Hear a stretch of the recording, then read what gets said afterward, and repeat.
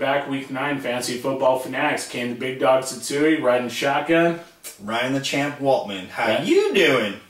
That's right. He's back, doing good. Fresh off a couple of wins in fantasy football last week. We're ready to get this thing done. So we'll jump right into it, recap what went on in Week 8. It was a pretty big week. David Garrard went off. 4 touchdowns, 260 yards, super efficient.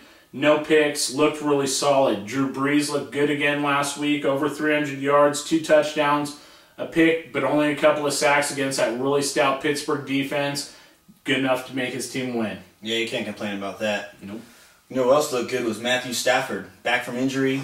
First game back, only 200 yards, but 4 touchdowns. It's very solid. Yeah. And then my favorite game of the week, Mark Sanchez up to his old tricks, throwing 2 picks, less than 50% completions. Very solid day, Mark. Yeah, absolutely. Jamal Charles did have a solid day. 177 yards rushing, looked great, didn't find pay dirt, but with that kind of yardage, he's still fantasy gold. LeGarrette Blount looks like the guy going forward in Tampa, 120 yards, 2 touches, and Frank Gore went off, 118 yards and a touch. Yeah, I was very happy to see Maurice Jones-Drew finally get over the century mark with 135 yards. No touchdowns, but I'll take the 100 yards. And also Ben Jarvis Green Ellis with a couple of touchdowns against what used to be a very stout Minnesota defense. Right, yeah, absolutely. And then Calvin Johnson, Megatron, big story of the week, 3 touchdowns, over 100 yards. He just looked fantastic. He's really happy, obviously, to have Matthew Stafford back. Didn't play terrible when Sean Hill was in there, but he's on top now. So Antonio Gates only had 5 receptions, but that was all he needed to amass 123 yards and a touchdown, so Antonio Gates is still just a scoring machine. Yeah, so much for the injury. Yeah, it looks fine to me. Larry Fitzgerald got 2 touchdowns last week, and I don't know how that happened with his 2 quarterbacks, but managed. Also, Mercedes Lewis got 2 touchdowns, but only 2 receptions. That was kind of weird. Good efficiency. Solid. And then Terrell Owens with 2 touchdowns. One of them, very lucky, popped out of a defender's hands. Yeah, no, that was a lotto ticket for him. So definitely, absolutely. Yep. So that's your Week 8 recap. We're gonna move into the ones to watch. What's the first one you got? The first game on my docket, of course, is Miami at Baltimore. 4-3 Miami going into a 5-2 Baltimore. Miami's perfect on the road so far. Should be interesting. Teams are very evenly matched. Statistics are almost identical. Should be a good game to watch. I like Flacco and Bolden in this game, as well as Brandon Marshall and Ricky Williams. Okay, good deal. Yeah, and then we're going to talk about San Diego and Houston over on my side of the table. San Diego struggling at 3-5. That early season slump. They're trying to dig their way out against Houston that's 4-3, who's now there with Indianapolis. They're trailing Indy, and they both got high-power offenses. This could be a really huge game. Shootout. Yeah, it's going to be a shootout. You might see 1,000 yards of offense collectively between the 2 teams and 8 touchdowns. I wouldn't be surprised. Mike Tolbert, 7 touchdowns. Aaron Foster, 7 touchdowns. So this game should go off. All your San Diego and Houston players all look like a go at this point. I really like Phillip Rivers this week. Don't like Ryan Matthews again.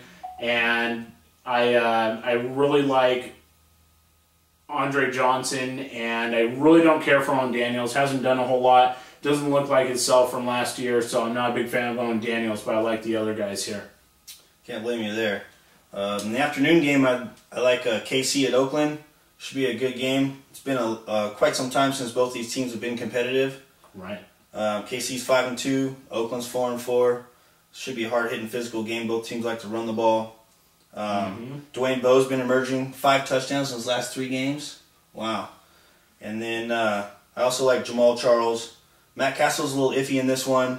Darren McFadden, yes. Hayward Bay, no. Right. And then, of course, the Monday night, we're going to do the Steelers at Cincinnati. They're playing the Bengals. They're 5-2. Cincinnati's 2-5. They're division rivals. This should be a good game. Cincinnati's defense is really banged up, so I really like Mike Wallace in this game. I like Ben Roethlisberger in this game. Mike Tomlin's 5-0 on Monday night, so you got to figure the Steelers are prepared going in. Terrell Owens has 4 touchdowns in the last 4 games, so that's a touchdown a game. Definitely not bad. I like Rashard Mendenhall. Heath Miller, I don't know if he's going to see a lot of that short action this week. I think they're going to have to do the short stuff with Mendenhall. Don't really love Carson Palmer this week, even though Drew Brees looked good against Pittsburgh last week. Carson Palmer's not Drew Brees. That's right, absolutely, which is a good thing. And then I also don't like Cedric Benson this week. He hasn't done hardly anything this year, so it is what it is. But for the injuries this week, we got Brandon Pettigrew, tight end for the Lions. He's probable. Todd Heap is probable. Deion Branch is questionable. He's dinged up there. Malcolm Floyd is doubtful. Don't bother playing him. Look for Patrick Creighton and Buster Davis. Steve Breston and Early Doucette are both questionable, which means Larry Fitzgerald's going to get the majority of the looks. Percy Harvin's dinged up and questionable. Kellen Winslow is dinged up like he is every week, but I wouldn't expect a lot from him because he's proven thus far that he's not really worth a lot. Who else we got? Not very reliable. Yeah, absolutely. So, D'Angelo Williams, doubtful. Golden Tate, questionable. Mike Williams, doubtful in Seattle. Matt Hasselbeck is out. Without a doubt. He is out. He's concussed. So you can't count on Hasselbeck this week. Anthony Gonzalez, out or questionable.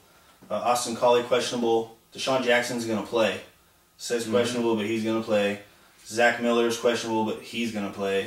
And Donald Driver is out.